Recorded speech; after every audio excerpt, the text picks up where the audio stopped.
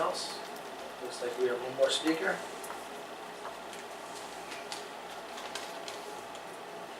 Good evening, my name is Steve Wilkinson. It's my understanding that the teacher's contract is up, and I'd like to see some changes with regard to the coaching staff, in the best interest of children. I think that we should hire the most qualified person for coaching as opposed to hiring someone that just wants the job from in-house. It's commendable to have teachers apply for coaching jobs, but in reality, if they are not fully qualified to take on that position, they shouldn't. If it is your intention to hire a coaching staff based on availability, I think you are doing our kids a horrible disservice.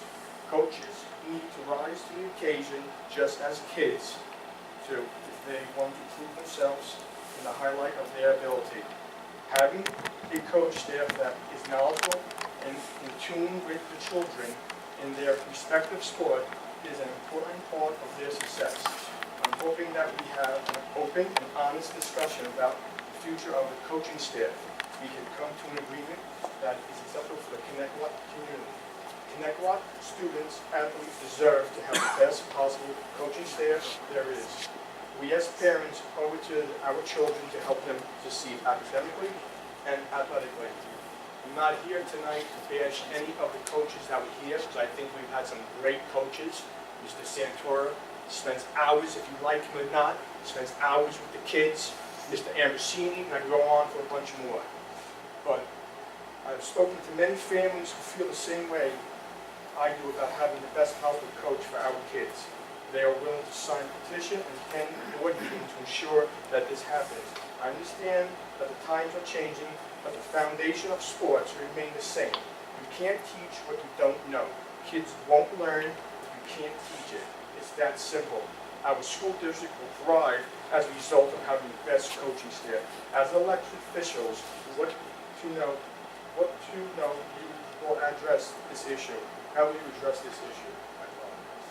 What are we doing about this? Just because you're a school teacher, you're allowed just to take a job? I don't understand how that works. I'm very confused about that. Because in the real world, if you don't know what you're doing, it doesn't work that way. So please explain to me what you mean by that, because I'm confused about that. What I can tell you, sir, is whether, I'm not saying that I agree with your position or not, but unfortunately, it is a contractual issue that is written into their contract. I So understand that being said, you are charged with upholding their contract, and the contract states that if a Connecticut unit member, teacher, / any of their unit members apply for the position, they would be given the position over a person who is not a unit member. Unfortunately, for some people that don't believe in that, some may or may not, that is part of the contract. You've known in other school districts, they went that route outside, and the sports thrive like you won't believe. And anyone who knows about it can't deny that. But my biggest complaint is the contract's up, and there is nothing in life that's guaranteed. Nothing. It's up now. They had their 4, whatever years it was. Now it's up.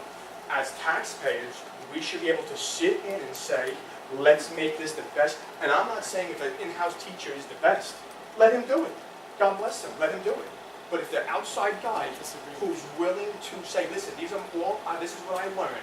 I have a wrestling program out of, I have this, I have that, I have all these good things. Why wouldn't we want that man in that room with those kids? I don't understand why we think of it any differently. So just to take it a step That's why I further, disagree. sounds like you're worried about we have certain coaches that are not teachers that have been coaching here for a long time and are very successful.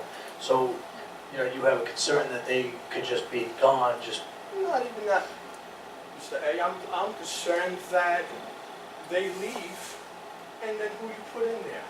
And then anybody knows coaches, it takes a long time to get a good wrestling coach or a good varsity baseball coach. It takes years. Just because you play the sport, that don't make you a good coach.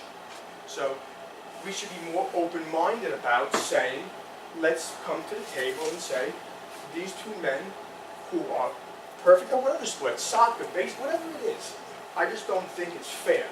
And to be quite honest with you, I don't think it's right as a taxpayer and a business owner for 20 years to have someone tell me who's just gonna be the person. I just don't think that's fair. It's not. It's not. I go to work every day, I pay the taxes, I have 2 kids that go to this school, and the taxpayers have the right to say what they feel. And it's not. If no one talked about this, it would be signed, and the president of the union would have it signed, and it would be over with, pushed to the side for another 4 years. It's wrong. That's what I have to say. Thank you for your time. Before you leave. Yes. Because I'm willing to put my name on the record. I work in Brentwood. Yeah. My contract says the same thing as the Connect-wide contract. I do not agree with it. Okay. So, for the record, I think the best person should be hired for the job, and my contract states the same thing. So I'm willing to put my name to that. That being said, I can't speak to negotiations that are happening, but I can tell you it was on a list of things that we needed to discuss, and we did discuss. And I'm not saying we hire an in-house or an out-house coach, and they have 1 or 2 bad years, and you want to get rid of them. There's got to be somewhat of a 5-year, like the real world. You have 5 years or 3 years to prove whatever it is, and give them a chance. Craig, how do you feel about that? I wholeheartedly agree with you. Ms. Adams, how do you feel about that? It's really inappropriate to have this conversation with people on their feelings, especially when the board speaks as a whole board. I don't understand what you mean, Ms. Adams. I apologize. I don't understand what you mean. You have a feeling about it, you don't. Is it the best interest of the kids, or it's not the best interest of the kids? It's the contract that we have right now. But again, the contract is up, Ms. Adams. Is it for the best interest of the kids, or is it the best interest of the teachers? I'll be honest with you, I'm very uncomfortable with this Okay, conversation. you have a good night. Thank you for your time. Can I Thank help you? You asked for clarity, though. I do want to, and I don't want you to leave disgruntled, because I hear... Because we have a board member. No, I do. Hold on. Just let me finish. I don't want you to leave disgruntled, but I think it's important. You asked in the beginning for clarity as to how this situation works. And unfortunately, whether you like it or not, and everybody sits in a different seat, even though the contract is expired, which is what a lot of people may not understand, it is still currently the contract. And in order to change it, you need to negotiate, and the only way to negotiate that out of a contract is unfortunately through negotiation, which would be to give something else up.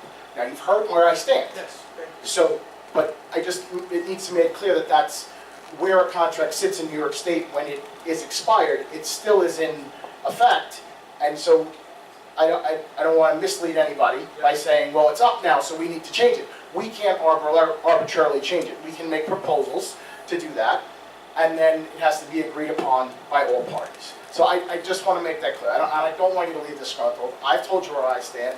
Mr. Ambrano's told you where he stands. It's not about that. It really isn't. I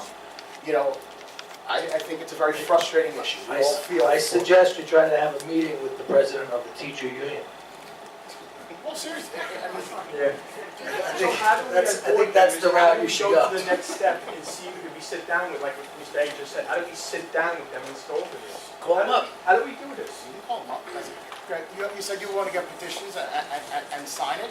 You can get those members and have a group of people maybe sit down with him and his leadership and his coaches who are teachers, so some are teachers in this district who may not feel, and they're the people who can make that change. Unfortunately, we can only try and negotiate the change. They could come to us and say, as teachers, we don't want our contract anymore, we want the best for, that's up to them. They could do that, but that would maybe come from pushback on the parents' side. Yeah, like anything else, it's numbers. You need numbers. And thank you, and I just And as wanted a parent, I'd Thank be more you. than happy to stand on that side, as a parent. And I just want to say, I'm not talking anything bad about the coaches that are here. No, all the Like I coaches said, I have think a we have some of the greatest coaches that work Yeah. in-house. Yeah, we love it. This They're isn't like- about, this isn't they're about a sold. particular coach. But it's just It's about, about a situation. it's about a situation. Absolutely. And to be honest with you, it's more about, you just don't get the last word to say what happens when you work as a taxpayer. That's the bottom line. Thank you, sir. Thank you, sir, for coming. How long is a coach hired for? What is that process? Yearly. I'm a little- Yearly, it's an annual appointment, just for that season. They have to reapply every time. What do they do in the summer or is it before? Different times. We changed it this past year, usually, I think it was in the summertime. Depends on the season. Depends on the season. How you guys? Hello, sir.